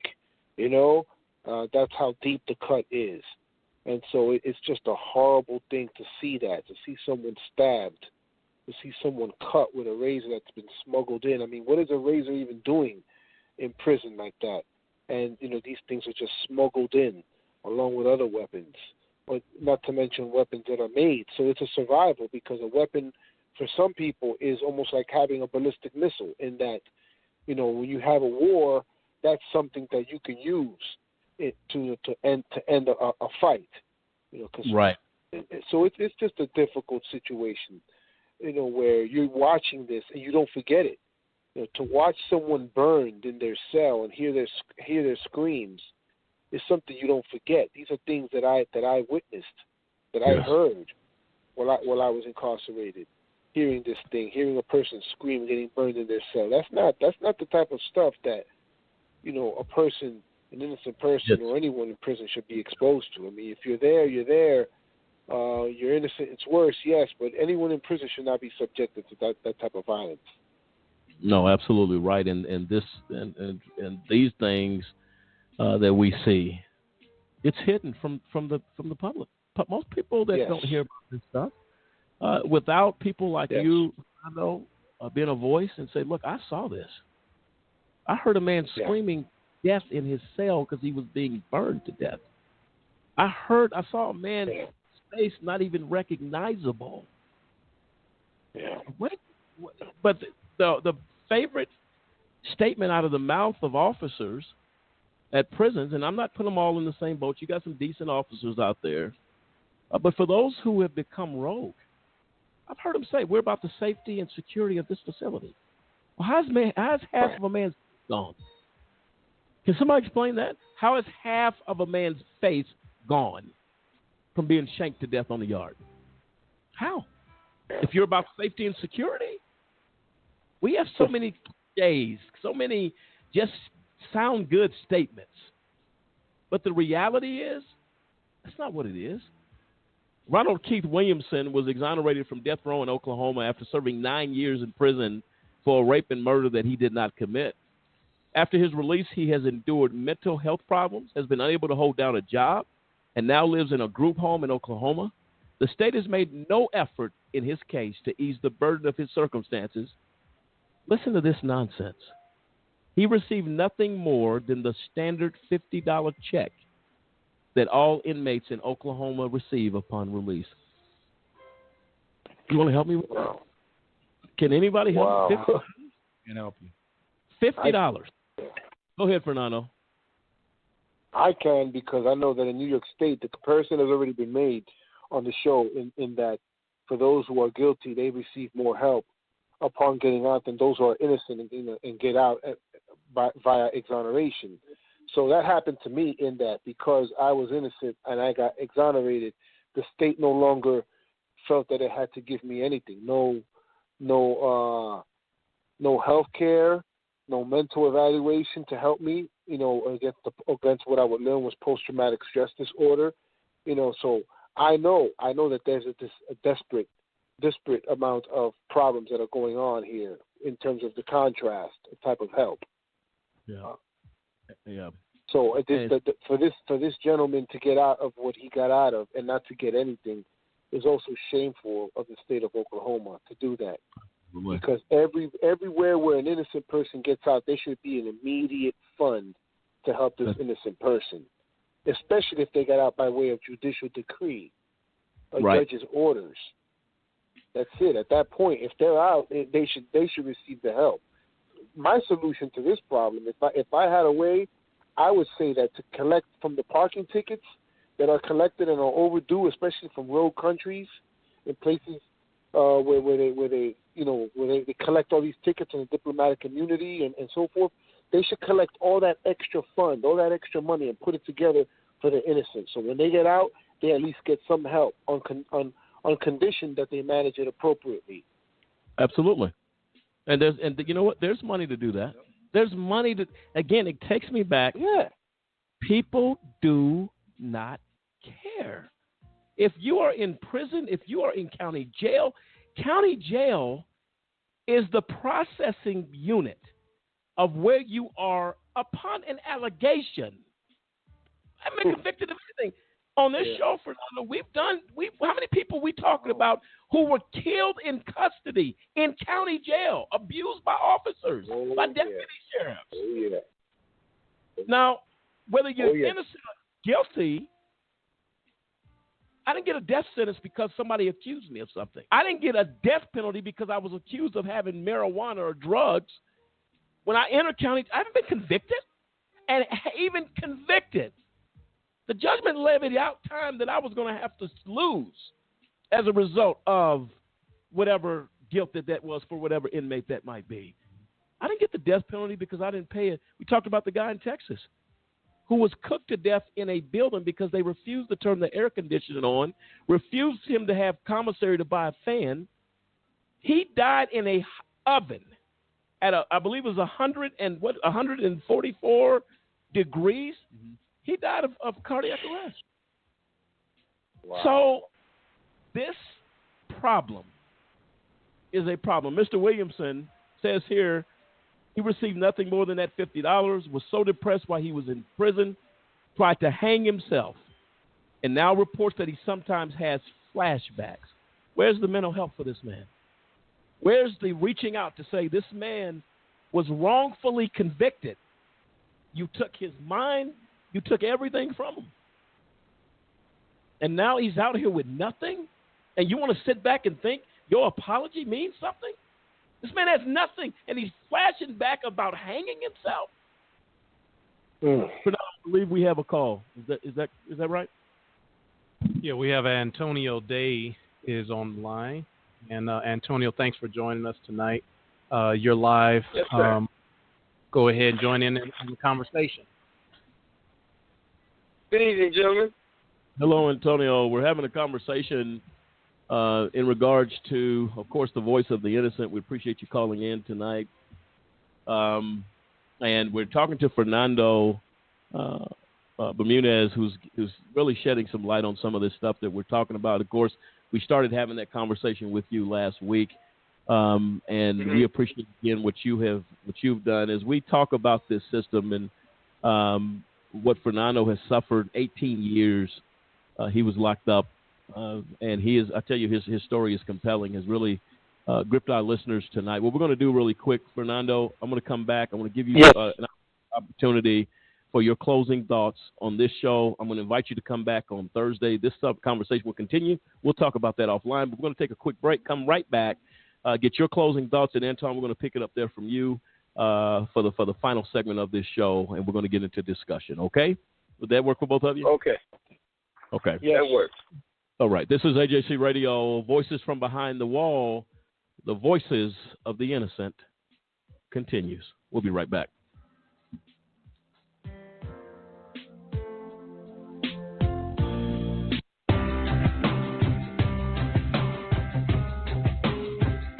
How often does our justice system get it wrong, convicting innocent people of crimes they did not commit? A new project by the University of Michigan Law School and the Center for Wrongful Convictions at Northwestern University School of Law tries to answer that question. In the last 23 years, more than 2,000 people have been convicted of serious crimes and later exonerated, according to the National Registry of Exonerations. By far, the largest segment was almost 1,200 defendants falsely convicted because of large-scale patterns of police corruption, generally in drug and gun cases. Of the remaining 873 defendants exonerated, nearly half were wrongly convicted of murder, and of that group, 101 were sentenced to death. On average, it took more than 11 years for a conviction to be set aside. Why does the justice system get it wrong? In homicides, the biggest problem is perjury and false accusation, most often by supposed eyewitnesses.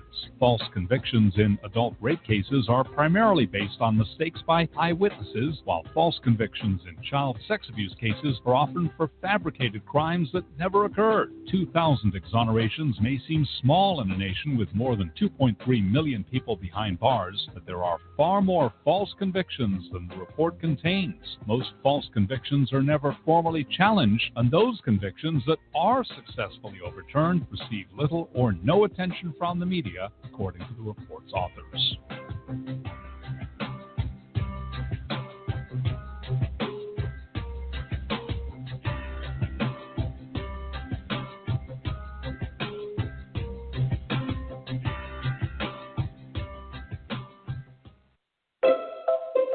When does it stop being partly cloudy and start being partly sunny? Why is the word abbreviation so long? Are English muffins just muffins in England? Why is it called a washing line and not a drying line? Do fish get thirsty? If ghosts can walk through doors, why don't they fall through floors? Do you yawn when you sleep? If prunes are dried plums, how do they make prune juice? Why do doctors leave the room when you change? They're going to see you naked anyway. Do bald chefs wear hairnets? How much deeper would the ocean be if all the sponges were taken out? Do you believe someone who says they're a chronic liar? Why is sandwich bread square and sandwich meat round? Life's full of hard questions. Ask one more. You might just save a life.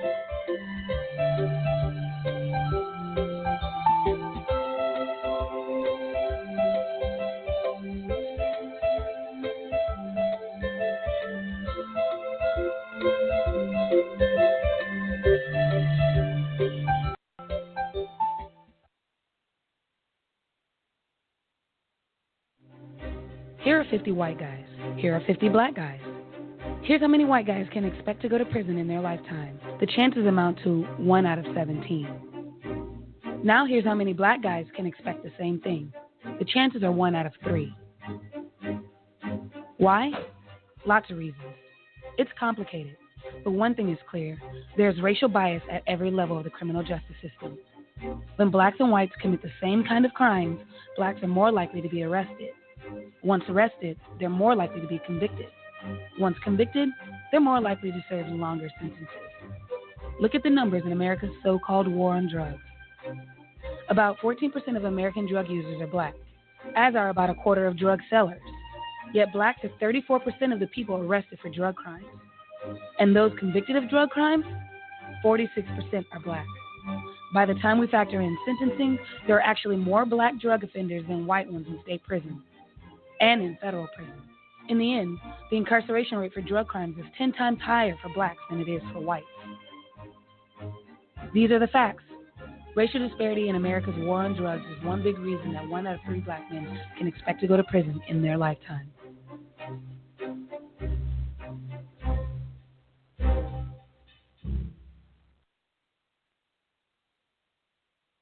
We know you care.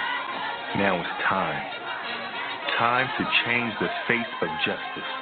Did you know that minority and youth participation in juries is extremely low to non-existent? The incidence of youth and minority offenders faced with trials have exploded. Youth and minorities are not being represented as they should be. We must represent for people to get fair trials. If you acquire a state ID or driver's license, it allows you to register to vote, and it allows you to become eligible for jury service. If you're 18, a U.S. citizen with a state ID or driver's license, and registered to vote, you're eligible to be called for jury duty. If called and selected, make it your duty to serve. We can't get justice without you. Change. Change the face of justice. Check your local county or state jury service website for further details.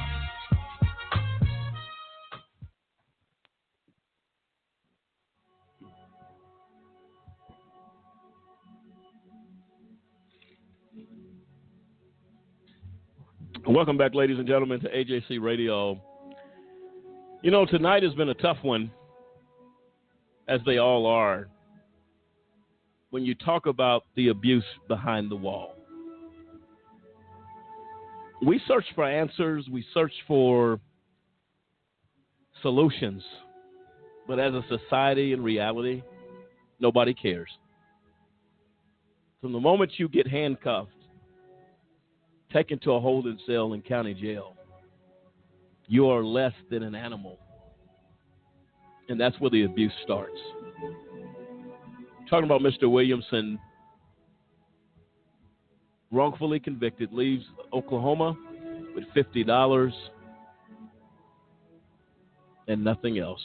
A man that, at the point of suicide, while on the inside wrongfully, tried to hang himself twice. He gets out that feeling of isolation and that nobody cares and that I'm alone and I have nothing. Brings suicide into a much clearer reality. We as a nation must be held accountable. And I'm saddened tonight by this abuse. The opportunity to talk to Fernando Bermudez has been much more enlightening to me than I can even put into words. I'm sure to our listeners as well. And his story of courage and what he has done and what he does now to be the voice for the voiceless. Mr. Fernando, I salute your efforts and your advocacy. Whether you intended to do that or not, you have become an advocate for those behind the wall. We appreciate your voice. Thank you. I'm happy to be here again. And, of course, Antoine, your story that we heard last week, and we're going to get into conversation for the last segment of this show with you again, for the Exonerate band out here playing music by men who were all wrongfully convicted, that came together to bring music to those and to encourage those that have lost their way somehow in a system that does not care. But before I get to you, Antoine, I'd like to get Fernando get your closing thoughts. What can we do? What can our listeners do to get involved with your organization? How does AJC Radio and the Just Cause organization join in the effort with you to do whatever we can to support your fight for justice? Well, I'm just basically I've been so involved with my son now with the homeschooling and everything that I'm just like on the outskirts now, just for the moment, at least until I could recover with this failed system that has hurt my son as well. However, I am on the social media, whether it's Instagram, Facebook under Fernando Exonerate and professional public speaker, Twitter as well. And if anyone really wants to reach out to me, they could reach out to me on those formats, look me up, and, definitely begin a conversation and so forth about criminal justice. But I'm here in the spirit. That's why I appeared again. And I'm happy you got my man Antoine. I know Antoine's a good guy. I'm sure he got an equally compelling story as well to share. But I'm just here for y'all. Just know, and I'm just happy that you're continuing with the voice for the voiceless in many places behind the walls. Thank you, sir. Okay, and Fernando, we're going to be in touch offline. It Just Cause AJC Radio's involved with community outreach things all the time. I'd like to talk to you a little bit more in detail about that. And it takes a village to build a community. It takes a village of people coming together to make a difference. And you always have a voice here on AJC Radio when you and I like what you said. I have to recover from the abuse that I've taken, and I appreciate that. And we will definitely, I believe, in future endeavors, we'll work together to make a difference and to hopefully change this nation and criminal justice. I appreciate you so much tonight. Hello and good luck to your son, what you're doing with him and your wife. We wish you all well in this time of recovery. You deserve that. Believe that. You deserve as much peace as you can get and happiness. So we salute you on that as well. Okay? Thank you so much. Thank you. And behind me is always my wife, who always keeps me strong. I tell you that. If it wasn't for my wife, I wouldn't have the strength I have. Thank you.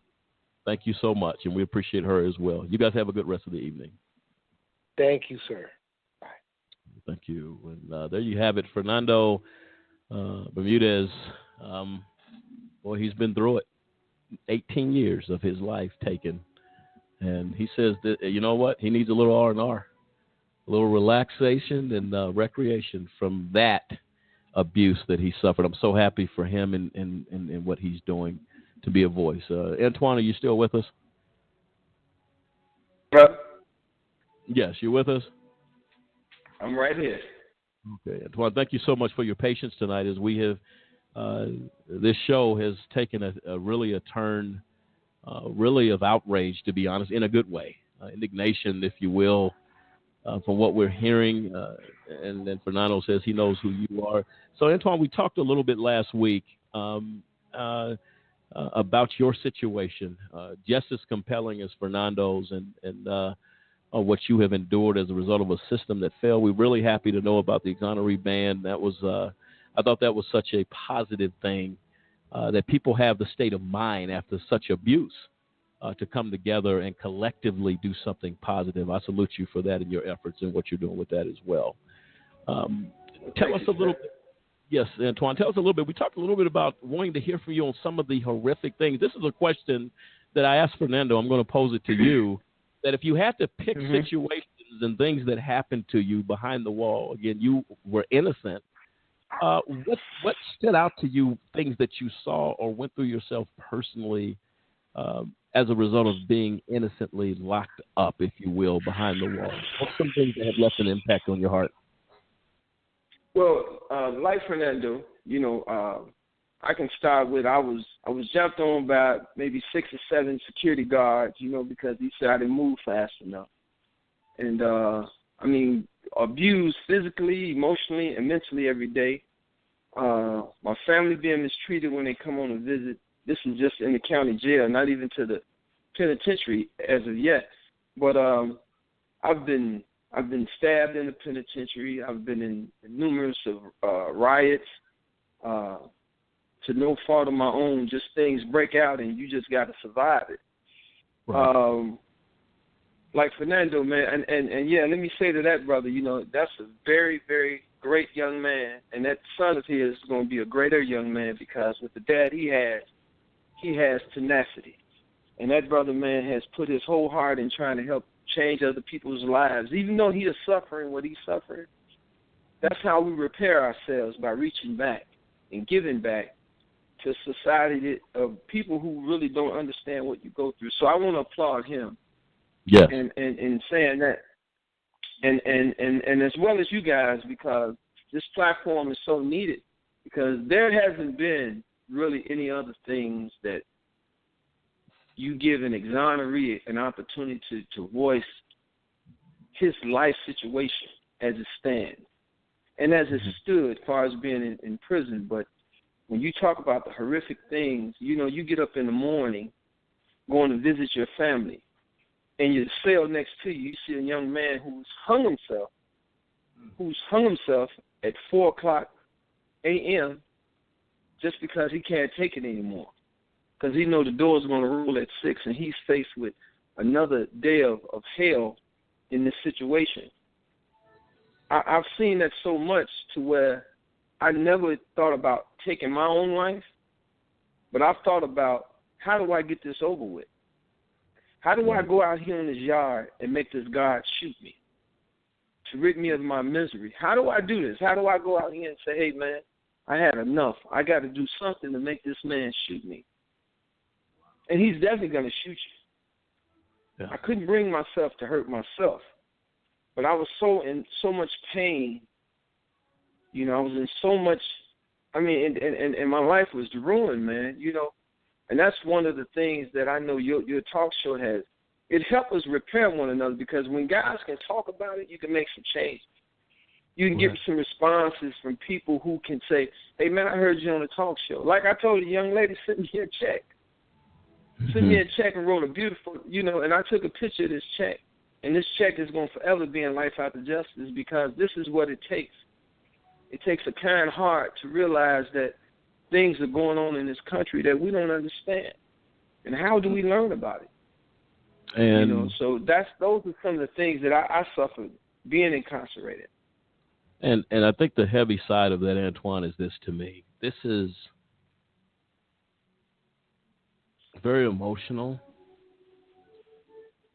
When you say to me, this is a human being here who never should have been locked up, and you say to me, I step on the yard trying in some way to do anything that will cause that guard to pull the trigger because I can't continue this. To our listeners, do you have any comprehension here of what our system has done? I mean, Antoine, when you say I would never take my own life, but what can I do that somebody will do it for me is equally as unjust. It's equally horrific. The fact that I have to even think about that in my mind, leaving that cell, how can this stop today? Blows my mind. And if any society can sit back and say, well, that's just the way it is, you don't have a heart. You're not human.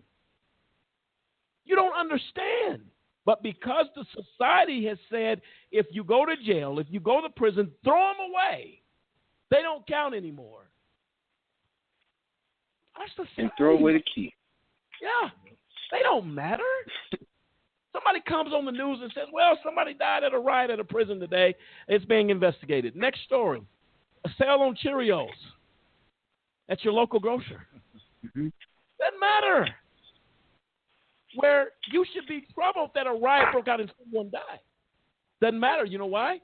That's what our society has done. They don't matter. Their voice doesn't matter. Their life doesn't matter. Their family's life don't matter. You understand? And that's why the show is so important. And then the guests that we have on here that express and let others know what's truly going on. I mean, because it's a sad day in this country. But we can shed some light on. We can start making sure people understand. Hey, come on, you got to get out there and make your voice heard. You got to make people understand that this has to stop. All of this has to stop. And Antoine, your efforts. I know you're doing a lot of things to be a voice and to let your story be heard. Tell us a little bit how that is going, how that's progressing, and how the other fellows doing in the band. Do they have the same vision that you have, and do they have that same type of drive? I know everybody's story is different, but are you guys? I would presume you guys are really pretty much on the same page that we must let our voice be heard. Tell us a little bit about that. Oh yeah, definitely. Some of the guys said they were going to call in tonight, but definitely they want their vote. We want to get out, man, and make a difference in our community. Again, I mentor juveniles. I'm a court advocate. I do mentoring programs. I pick kids up and drop them off. I teach them how to fix bikes, teach them how to work with their hands. We teach them law. We teach them the things you should know when you're being addressed by a police officer. We teach them how to act, how to position yourself, how to make sure your hands are clear at all times. We're teaching kids how to be safe, not just how to read a book. See, in our community, it's totally different. In the community I'm in right now, just today they released 18 young men who was wronged by one cop. Not only did he put drug cases on them, he was putting murders on these guys. Some of the guys that's being released now are still in prison because of this one cop. So we have to teach people how to carry themselves, as well as being honorable people, young men and young women. But in this community, we're faced with so many other tragic situations, and survival skills has to kick in at all times. So I work with BBF Family Services here. We teach, we just started a boxing team here. We teaching the brothers and sisters how to box, and with that, we're teaching them how to be humble. We teach them how to think, how to move. We also teach them chess. Teach them, we work with them after school programs. We do their homework. These are the things that help us elevate from the inside. This is how, and this is what I've been using to kind of put away the pain I've been feeling. I've been suffering a lot of situations, and I mean, life happens. We all know that. Life is definitely going to happen. But who are you when nobody's watching?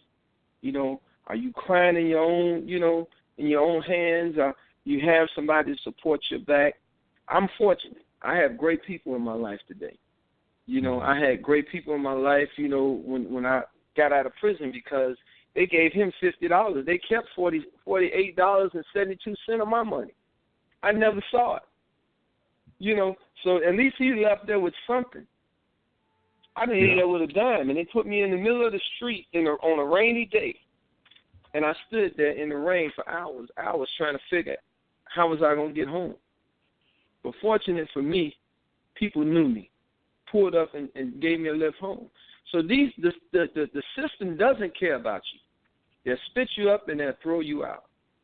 And I think it's our duty as exonerated men and women to reach back and prepare a place for those guys coming home who don't know how to. Right. Who don't understand what it is I need to do. That's what keeps me going. Because I'm a fighter. Well, it's lucky, I'm not even in the second round yet. Mm-hmm. Yeah, look, I salute you, and I have so much respect for you. AJC, Just Cause organization, respects you for what you are doing, giving back and trying to help these youngsters. And after what I cannot tell you what that does to my heart. In spite of what has happened, you took the opportunity to make a difference. And I salute your efforts. We're brothers and sisters out here working together to try to make a difference. And you'll always have a voice here on AJC Radio without question. In a Just Cause, we want to work with you. And when we can get people together to say, hey, look, let's work together. Let's do something. I'm telling you, there's power in numbers. There's powers and influence in numbers if people can get on the same page to make a difference. I think what you're doing is to be respected. And we're going to definitely be pushing that out here from our viewpoint as well about what you're doing. And we appreciate it. I want to share this story, Antoine, before I let you go. Get on with you. But it says this: a man wrongfully convicted of rape is released from prison. A San Diego man who was falsely accused of raping and pimping a 14-year-old girl has been released from prison after a retrial revealed the accuser was not at all who she said she was. Scott Espinoza was facing 35 years behind bars after being convicted of 6 felonies, including pandering, pimping, and rape by force. ABC 10 News reports. During an interview, Lindsay Peterson told police that she was being held captive in Espinoza's La Mesa apartment. She claimed that 10 men showed up to the apartment, and Espinoza forced her to have sex with all of them, 2 at a time. The jury was convinced Espinoza was guilty of the charges against him, but attorney Laura Wilson was not.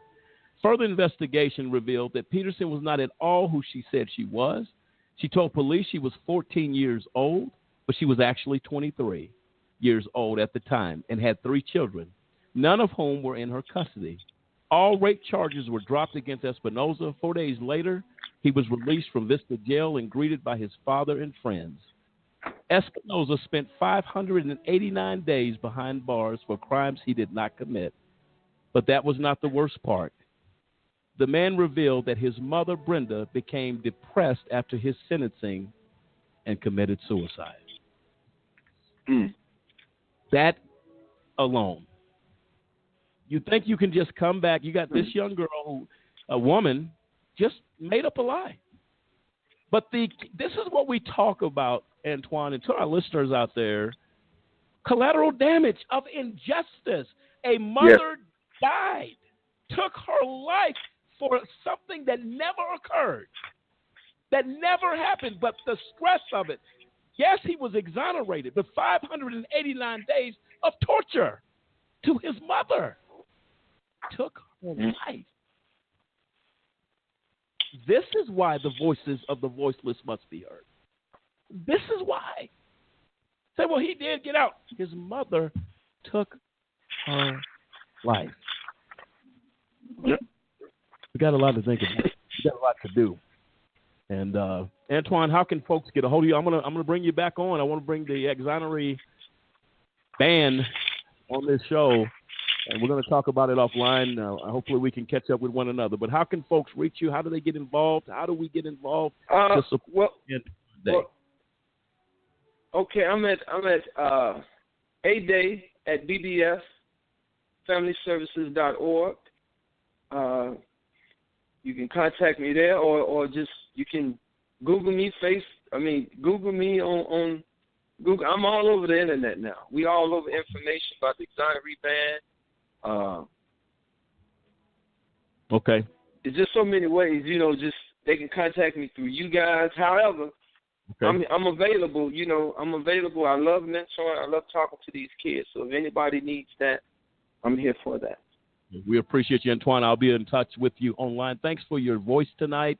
We're going to hear more of it. We hope to get you back here on the show and your band. Thank you for joining us tonight and taking time out of your evening, okay? We appreciate it.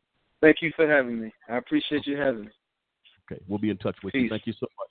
All right, take care. There you have it, folks. Antoine Day doing some big things out there. Tonight we talked about Voices of the Innocent. That continues Thursday on this program. Voices from Behind the Wall, the Voices of the Innocent. Until next time, good night, America.